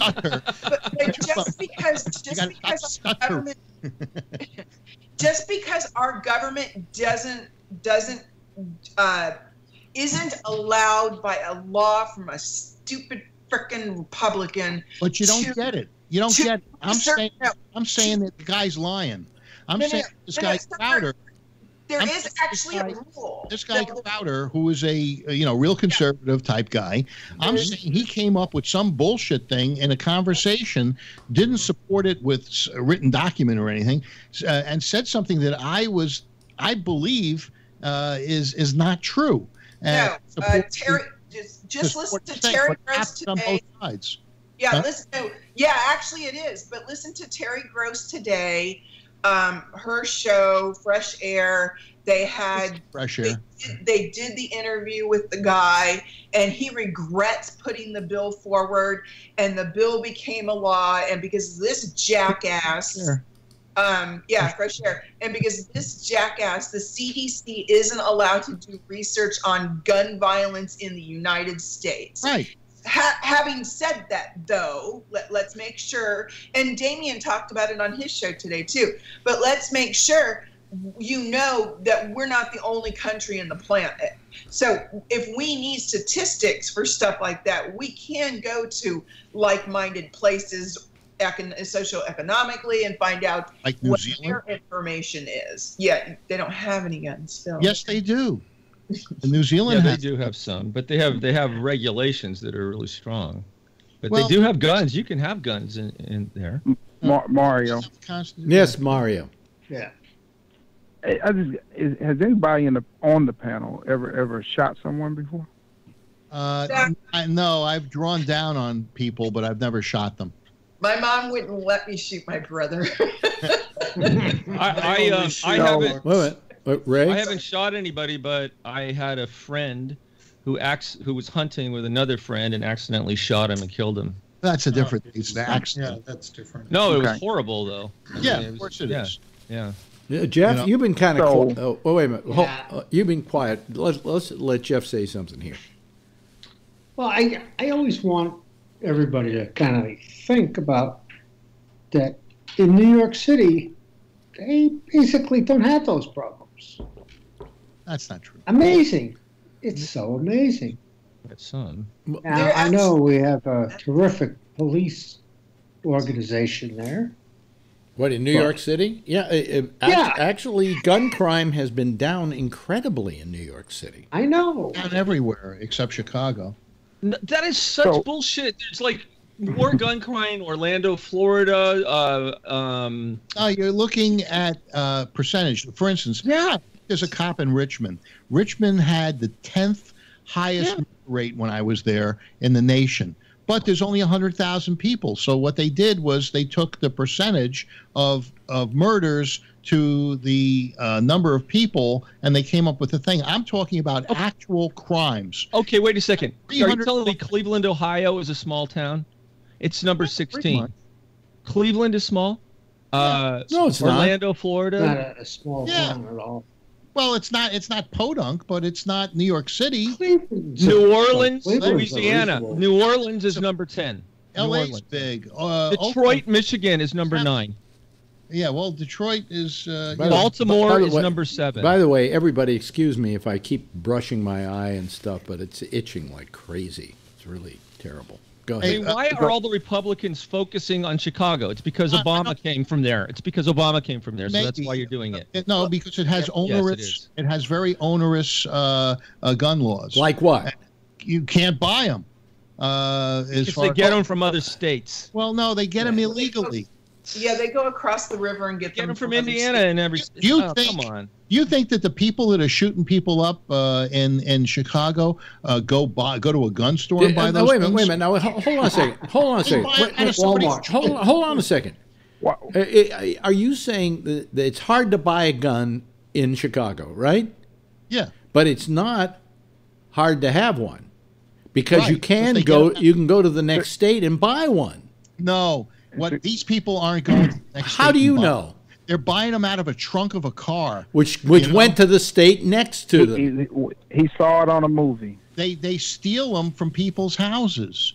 Oh, and they buy them illegally. Well, where do the people who have them in the houses get them from if they can't buy them? Well, nobody's getting any data because the CDC doesn't keep it. See, I think Frontline did a documentary on illegal gun sales. I know that I forget now where I saw this show, but they had gangbangers interviewed, and they were quite honest about how they got weapons illegally. They pass them around. They even have descriptions for guns that have been used to kill people. Really hot guns that have got the serial numbers filed off and so forth. And I think it was on Frontline, if I'm not mistaken. Hey, Ray, what website were you looking at for those statistics? Oh, okay. It's neighborhoodscout.com. Okay. It's weird. Hey, something? I'd like to see a law enacted for all legislators and the president. They have to go to the fucking morgue and look at these bodies before they start shooting their mouths off or making any decision. I mean, the parents have to do that. You have to ID your kid. You've got to go into the morgue and take a look at that. Right. Can you imagine that? These dumb bastards like Trump, they should be forced to go to the morgue and take a look at all these shot up bodies before they start shooting their mouths off. And then maybe they'll have some decent gun reform legislation. Renee has her hand up. My point. Wait, hold on a second, Mario. Renee had her hand up for a while there. Yeah. Did you guys read what the ER nurse wrote about, or I don't remember if it was the nurse or the doctor? They wrote this, that they went into one of these children's bodies to work on a particular organ. They got to the area where the organ was supposed to be, and it was just obliterated. There was literally no organ there. So whether it was the kidney or the liver, this bullet was so massive that it obliterated the organ. Hey, Phil, were these hollow point bullets? What do you mean? In the shooting, were these hollow point bullets? Lakeland, Florida? No, they're probably 223, right? Yeah, they're not hollow points. They're just high velocity bullets that just shred stuff. Mario wanted to say something, so let me go to him because he doesn't have a camera. Yes. I was going to. My purpose of asking that anybody shot anyone is because, since the answer is no, we got over 500 years, if you add everyone's age up, of living, and nobody ever needed one to survive. So the notion that you have to have one in order to live is just Hollywood fantasy. Yep. Very good. Thank you. As a matter of fact, I lived amongst guns and people with basically what you would consider needy people and a gun culture, and I survived. Well, the reason that we have guns and the Second Amendment is so that we can protect ourselves from a tyrannical government, just like the English tried to tried to do to the settlers in the United States. Oh, Jesus! Again, Phil. Now, we can argue. Let's not go back to that old saw again. To begin with, you're referring to something that is in an ancient document that hasn't been updated in years. The only way it gets updated is we add an amendment when we want to take somebody's rights away. Doesn't need updating. What it needs is enforcing. It's the most confusing statement in the Bill of Rights. It is the worst written. It is the. Listen to me a second. It's the worst written amendment in the entire Constitution, precisely because it was written to the times and not written forever for posterity. Well, think about this. At the time, the military had muskets. So when you write this thing, you want I'll defend your right to have a musket. How's that? Well, yes, but now the military has weapons like the AR-15, but in a even more lethal version, and therefore the citizens should be able to equal that threat. So if you make the military use muskets, then Renee, and then I want to hear from Mario again. Yes, Renee. Okay, so as I've been thinking about this, I only know one group that would be considered a well-organized militia. Okay, and they have membership. And they have members, they have dues, we get to see who they are, they're an organization that receives money, they're actually, and I'm talking about the Duck Hunters Unlimited. I thought you were talking about the NRA. No, so these people shoot ducks, but they also are out there trying to preserve them as well and make a good habitat for them. So this is the only group of people I know that I would consider an organized militia. Does anybody else have any other ideas of who? Renee, I'll have to stop you right. I have to stop you right there because it's rabbit season. Okay. Hey, there was a great film a little while ago. Daniel Craig called Defiance, and it was about Jews who fled the ghetto and formed an armed resistance, and they were able to survive in the woods in Belarus, I think, or something. The Belsky brothers. Yeah. So in that frame of context, I would agree with Phil that by the way, the Second Amendment does have a valid place in our Constitution. And use the example of the Nazis in Defiance and the Jews that fought back Mario. in the ghetto. Okay. Mario just wants to say something, but we've been joined by Mark Green. Let me mention that. Hello, Mario. Yes, Mario. No, I was just going to say, I mean, that sounds, I'm a big history buff myself, and, I don't believe that the next time, I think the government has learned now that you can't take rights away from people. You just have to let them give them away. So for the most part, we all give up information every day that contributes to our, basically giving them the ability to do what they want. They wouldn't even have to. Yeah, but my question is, the framers of the Constitution, like Thomas Jefferson or John Hancock, do you think if they were around today, they would approve of the way that particular amendment is being used? Absolutely. But because, I'm asking that as a question. I'm actually asking that as a statement. I don't think so. I don't think that's what the intent was. I don't think that's the reason they did it. And if they could see what that amendment had wrought, they would have at least worded it better. I think that amendment keeps a tyrannical government in check. Mm-hmm. And if you should get a tyrannical government, when's the last time it kept? Listen, how old is the Constitution? 200 and something years. Yeah, okay. In those 200 years, when has a tyrannical government outside of our own tried to take over? They haven't, because we're armed. Oh, really? Oh, really? Yeah, okay. Yeah. But you can see that all over the world there's been a number of tyrannical governments that have done that. Look how Russia's trying to. What about what's going on in Syria? Wait, Mario's trying to say something, Phil. Let him say something here. I was saying Russia's strategy now has nothing to do with coming in with arms.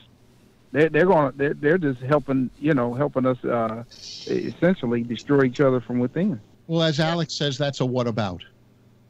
No. That's not a what about. It's not a what about. He's making a point that the Russians governments that are trying to take your rights, and Russia. Do you think those people are allowed to own guns? Yes. I don't think so. Yes, I think they do. How is a gun? Phil, I know they do in Ukraine. Maybe. Yeah. I was in Ukraine 2001, 2003, and you can own well, at least hunting rifles. Ukraine's fighting Russia right now, right? They've been taken over by Russia. Phil, which Russian do you Let's be shoot clear about this. The extreme right-wing Nazis in Russia, in Ukraine, are fighting Russia. Yeah. I just looked it up. In Russia, you can have guns, but you'd have to go through a class like we have to do for driving cars. You have to go through a gun safety class, and then you can own a firearm. Yeah. But Phil, no one is talking about getting rid of the Second Amendment. All we're trying to do is get the war being honest. shit off of I'm sick and tired of all these people who are saying, well, I am for the Second Amendment, but no, I'm not for the Second Amendment because I think it is a bad amendment and I think it should be done away with. And I am one of those people that would fight for the repeal of the Second Amendment. Alex is the only honest one on this panel because he said he wants guns taken away. Everybody else is saying, well, I'm for the Second Amendment. It's like saying I believe in God, but, I'm not for the Second Amendment.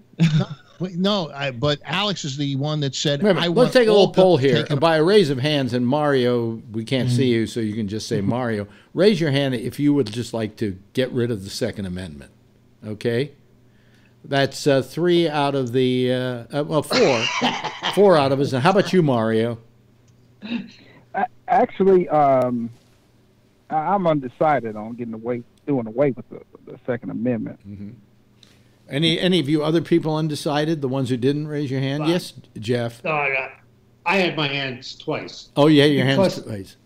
Why is that? Because I think it needs to be at least edited and fixed. Because to me, it doesn't make a lot of sense. Jeff, that's not what Alex asked. Alex asked if he wanted it gone. I know, but it definitely needs to be fixed. But Jeff, how would it read? How would it read if you could write the Second Amendment? I don't know. Okay. I don't know, but I do know that the way it's written right now, you and I have tremendously different understandings about what it's about. Well, that's what I'm saying. And I'm going to tell you, from my perspective, I don't know what the hell it's. People, if you start talking about repealing a amendment, you know what you're talking about. You're talking about a constitutional convention. It is. This country's run by crackpot right-wingers and Republicans right now. Is that who you want to supervise a constitutional convention? You think they're going to give up? You think all the states have to ratify any change to the Constitution? No one. Forget about getting rid of the Second Amendment. Very interesting that we had an amendment that we made to the Constitution, which about 1 or 2 amendments later was repealed. But that amendment still exists. It isn't like they repealed it and then they said, okay, well, let's yank it out of the Constitution. It's still there, but the amendment repealing it is there. It's too heavy of a lift. It's just too heavy of a lift to get rid of the Second Amendment. Exactly. And I'm not 100% sure that some of the shit coming out of Phil's mouth isn't real. Having said that, I'm not willing to give the whole thing up. I don't want war-type weapons on the streets, and that needs to be fixed. Well, the thing is, Mario. If you ask people, they say it's there to keep tyrannical governments, and you have to. All right, we heard that, Phil. You already said that. You're repeating yourself, you old man. Years ago. Raymond, Mario wanted to say something. And again, you guys will have to excuse me, but I like to bring just a different perspective, to the panel. Mm-hmm. And as a Black American, right? Mm-hmm. walking around on the streets with with a lot of hyped up white guys who are afraid of me because of the way I look, and I can get shot because it seems like a lot of these guys who carry weapons, they just have an itch to use it. Like the Trayvon Martin situation. This guy Zimmerman, he was just wanting to get if it wasn't Trayvon, it would have been someone else. It wasn't because white. Hey, Mario. He just wasn't. a question, Well, because we can't see you. He identified as white. Go ahead. Yeah. Okay. Mario, where do you wear your pants? Wait, Oh, what the On hell? the waist? see what I mean? An idea of What kind of difference does it stupid make? question is that, Phil? What? Are they Let him back, but below his tuchus? Are they up but to his this is the waist? mentality. This Well, is the yeah. mentality that I deal with. You see, No, my hair is natural. No, wait, my hair is natural. Yeah. I had on a hoodie today. Oh, Okay, Oh, heaven because forbid. it's cold and I live in the north. Mhm. Okay, I would so forget if a guy's scared of me, he may pull out his weapon and shoot me Well, when I was Ray- asking for Ray Renati- directions. If Ray Renati, he's wearing a hoodie right now, and if his back was to me, I couldn't tell whether he was black or white. But I'm asking you, do you wear clothes a certain way No, wait a minute. that What make is- you what is it? appear a threat, like the guys who wear their Wait, wait, pants? I didn't know there was a such thing. Wait a minute. Let I me didn't ask. know- Wait a I minute. didn't know Let me ask Mario a question. Phil. Mario, Sure. do you Please. look at a guy, say another black guy, and judge him Yes. by the way he wears his pants? Never. He's a thug Never. if he wears Okay. his pants on Never. below his That- ass. that's- Phil, that is that's maybe the baloney. most white racist thing I've heard thug. come out of your mouth in this entire show. Yeah, well, I'm like a prisoner from a prison, and that's my me God. is trying to dress like a thug. And when somebody advertises that they're a thug, you know what? I believe they're a thug. Oh boy. Hey, Phil. Wait a minute. This is what's wrong with the Second Amendment right here. You got yahoos like that mentality walking around, Yeah. but guys like me, who are just trying to get home to kids, and then he thinks I'm a thug because my pants aren't high enough. Okay. Now wait a minute, Jeff. threat. Jeff has his hand up. Jeff.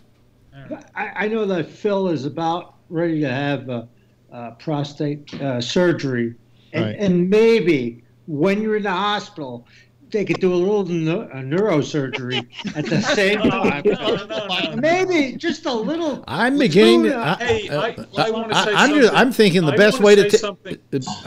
I'm just thinking the best way to take care of that prostate problem is to stick a gun up his ass. Well, hey, I want to say something in I'm defense getting of Phil. for the Okay? prefrontal Hey, Phil, lobotomy. Yeah, why don't you let me say something in defense of the Second Amendment? Sure. We can't simplify this thing. There was an incident a year ago here, right in Marin, right in my town, San Rafael. Between two white guys, an older guy who was 90 years old. Road rage. 90 years old. He was his home was broken into by a deranged drug addict, another white guy, who pulled a gun on him. And the 90-year-old said, "Hey, I got to go to the bathroom. I'm so scared."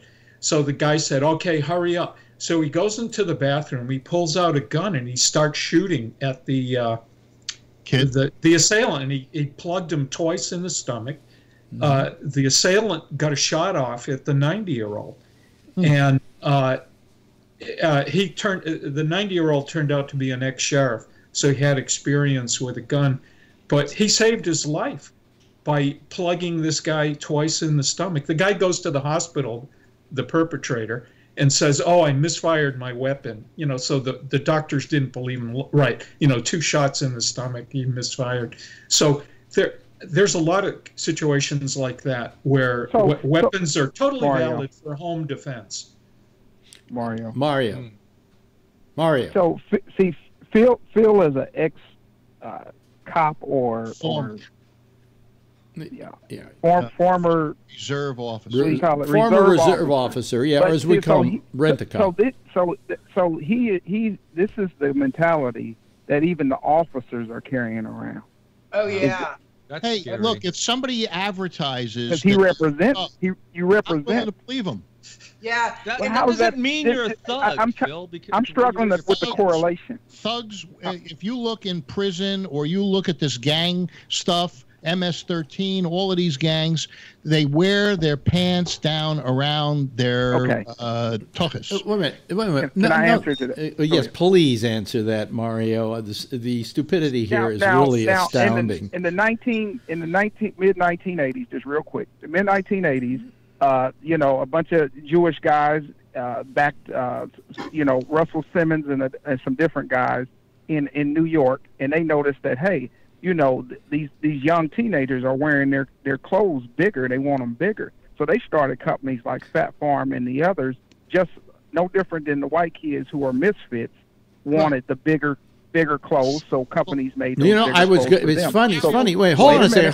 Wait a minute. I'm going to educate you. I'll educate you back. So that's where that style of clothing came from. Was that they were, it was a demand, so they were supplied. Now, if you haven't noticed, they've gone to the skinny jeans like the rockers wore, and so lately everybody's been wearing skinny jeans. Now that fad is. Let me just say one thing before you do, Phil.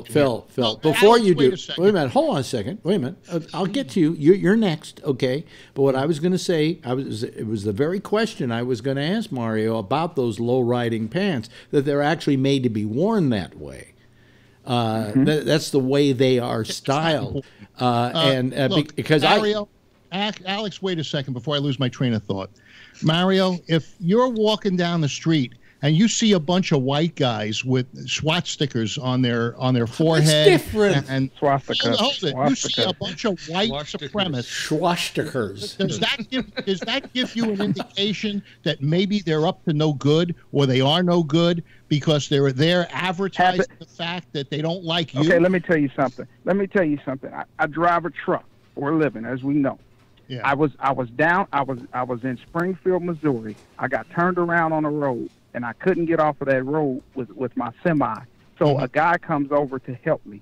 He said, well, he got into it with a neighbor because she was mad because I was parked in front of him. So he says, well, you know what? Come on over here.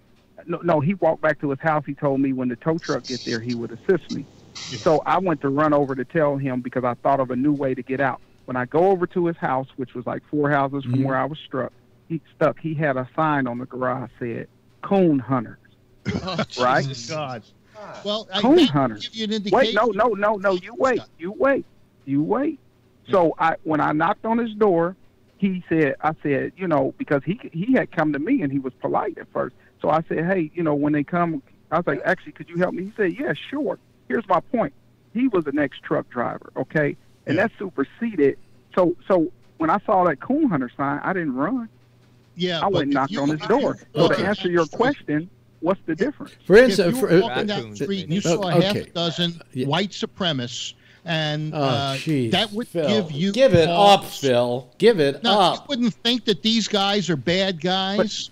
But they're advertising as white supremacists, where the other guy just had his pants low. I don't see how you equate the two. No. Yeah. No, wait a minute. Hold on a second. Let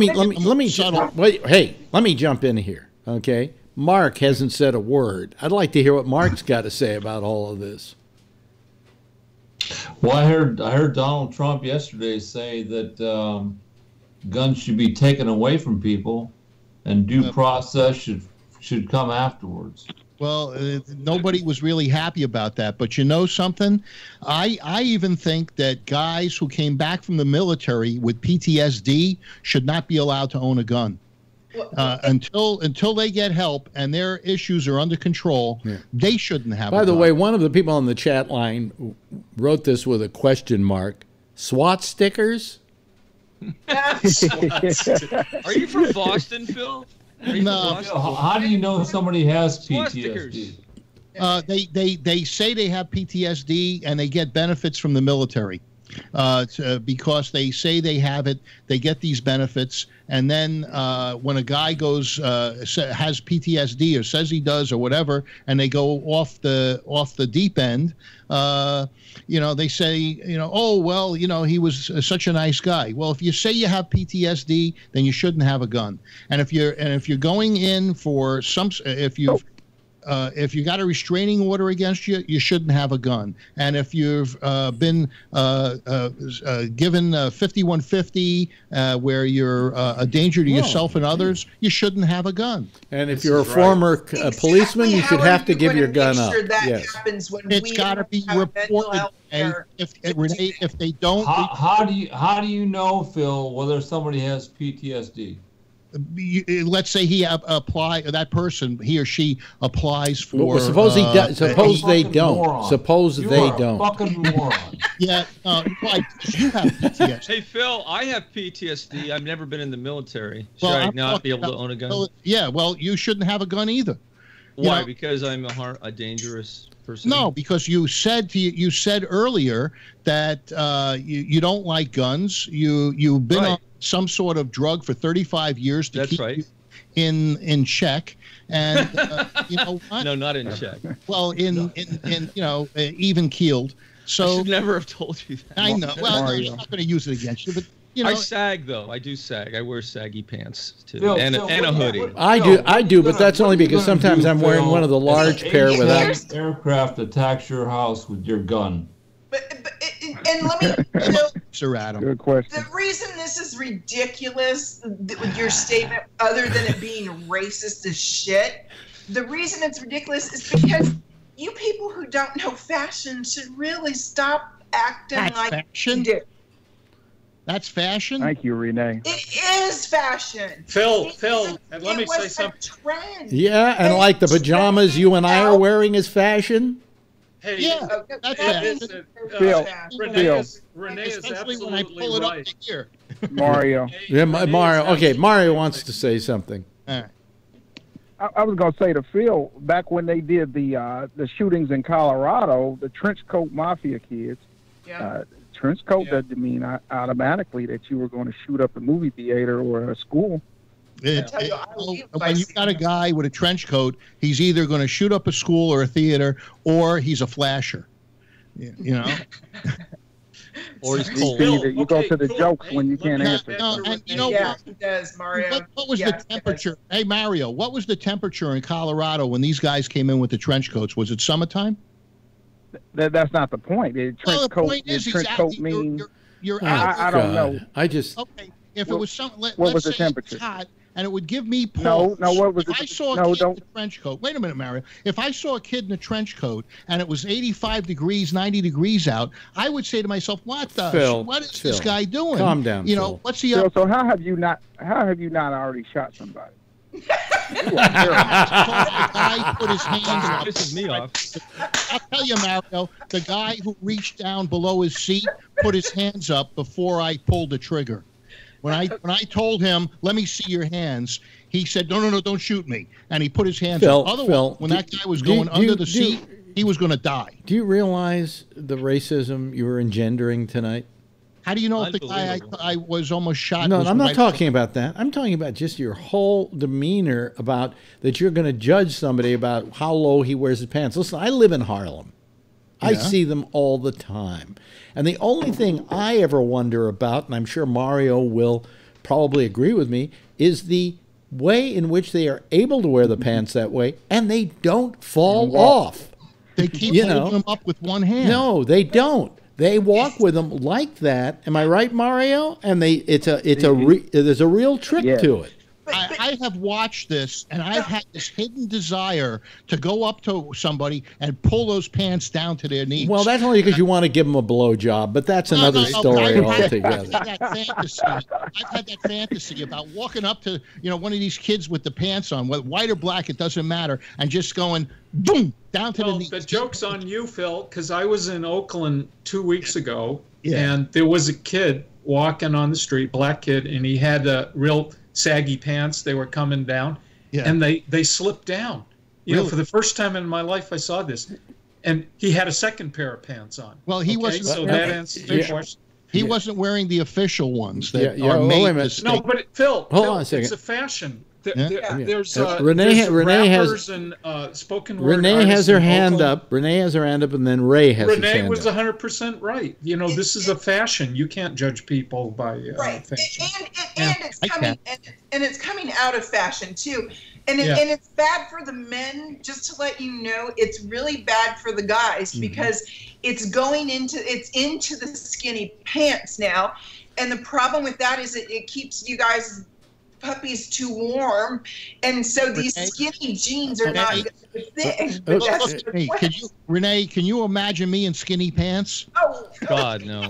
No, but that'd be a good way of taking care of the prostate problem. But Ray, wait a minute. I also want to say, Ray? you know, the racism is disgusting, and also this whole mental health card, as you call it. Yep. All right, you know, I have PTSD from child abuse. I have never been a danger to anyone or another person in my life. Yeah. So to say that because I have PTSD that I am automatically a danger, this is just bullshit, Phil. No, and I'm sick of you just categorize people into all these fucking boxes. And I swear to God, it's just pissing me off. And the racist thing is disgusting. I mean, it's just disgusting. Thank you, Renee. Thank you, Alex.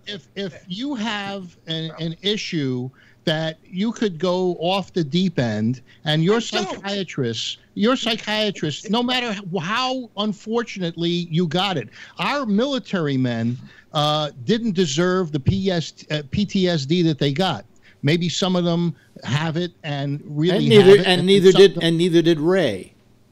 Right. Well, no, and neither did Ray. But unfortunately, it happened to you. And should you, should you be in possession of something that could hurt people if you didn't have your meds? Well, no. Here I go back to the old saw of mine. You know, a good guy with a gun is one brain tumor away from being a bad guy with a gun. And if the guy had a brain tumor, he shouldn't have the gun. So why put the gun in his hands in the first place? Yes, Renee. Renee. Mario, can I ask you a question? Sure, Renee. Not that you're all of the black people in America, but how is the black community taking the fact that we're going unhinged over something that unfortunately a lot of black communities, not all, but some black communities have been living with this gun horror for decades. A lot of people that I know are just wondering why are we just now talking about it? Like, this is what we've been saying for years. We're the canary in the coal mine a lot of times. You know, with situations like this in particular, we've been dealing with gun violence in our communities for years, and like I say, no one has ever come in to deal with the, childhood problems of the single family homes and just the mental anguish that some of the people are going through. I grew up with guys, you can't tell me they're not nuts, but no one talked about mental health. You have a valid point, Mario. What they were saying is that on these school shooters, there was another thing besides the gun that was consistent. And the other thing that was consistent was no father in household. And, come on, Phil, please. That the number of fathers that are not in the household is much greater. All right, Phil. Okay, hold on a second. And you know what? Let's if you don't like a statement, you just call it racist. No, let's do this. Because it is. Because it is, Phil. It's true. Phil, I'm a father. I'm in a home. That's you. That's you. But if you look at the statistics in the black communities, how many women? We'll talk about that another day. Go ahead. Time out. We'll talk about that another day. Let's say this. It isn't that it's a male and a female in the household. It's that it's two parents in the household. And Phil, if you're gonna do shit like that, you need to look at the state of Texas. They have a horrific thing where oh God, I'm not going to say that. I'll puke a little bit. If a man and a woman had sex and she gets pregnant, the guy never has to pay child support. Well, that has nothing to do with the fact that in these communities that are lower. No, Phil. Wait a minute. Hold on a second. Both of you, Mario and Phil. I think the thing that we haven't addressed here is just people living below a certain wage. Yeah, it's poverty and poverty, and it has nothing to do with race. It is just that blacks are subject to poverty more often because of the way the society is structured. I agree with that. Okay, would you agree with that? Wait a minute, hold on a second. To be true. No, it isn't true. But Mario, do you agree with me?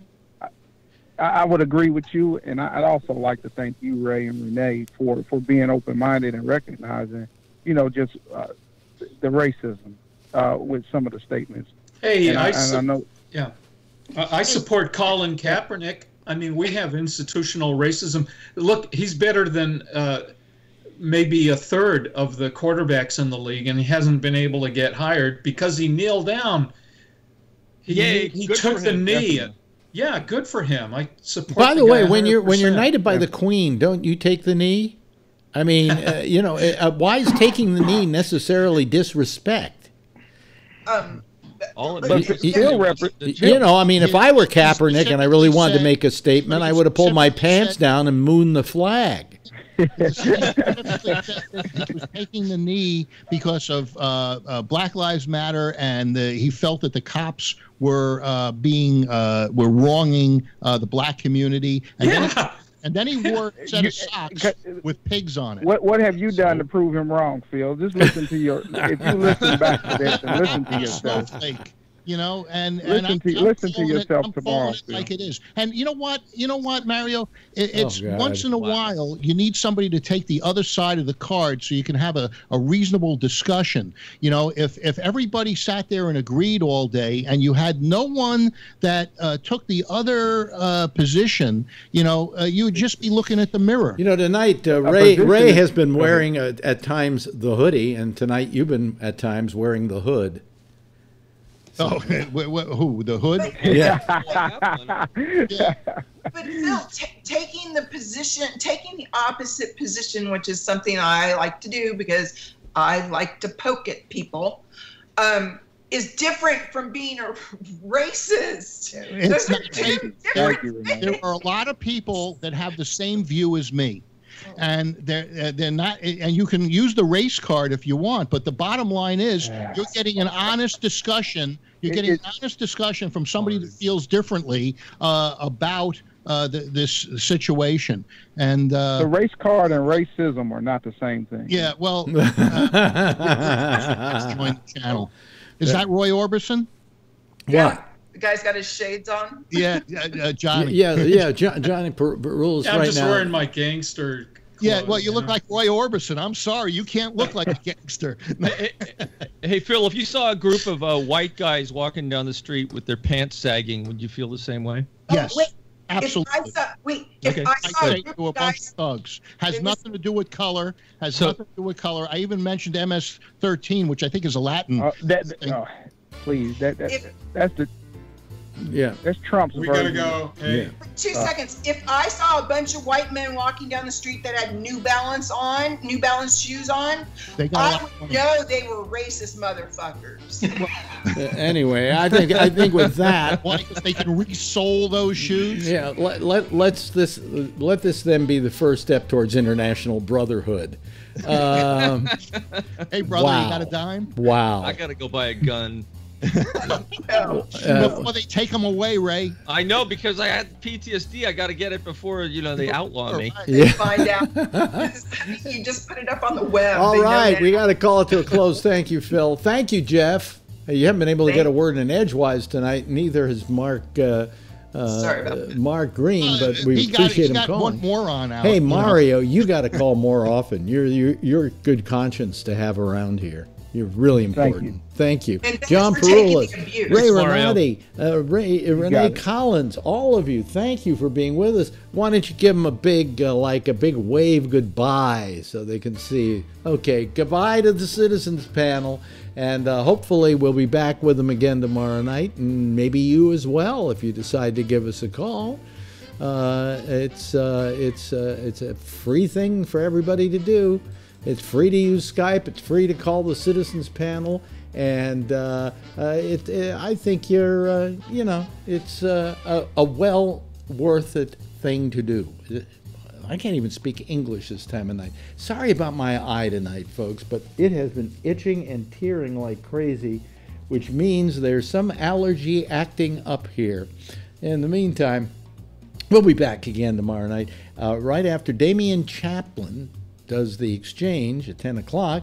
Next is Jack and Amy with The Intersection at midnight. It is at 1 o'clock. It is the Wonderful Sounds of Connections. It goes on for about an hour and a half into the morning. And then tomorrow, as I said, at 9:30 Eastern Time, it's Damian Chaplin. And then I'll see you tomorrow at 10. Same time, same station in life. In the meantime, as always, if you see her, tell her I love her, okay? Bye, everybody.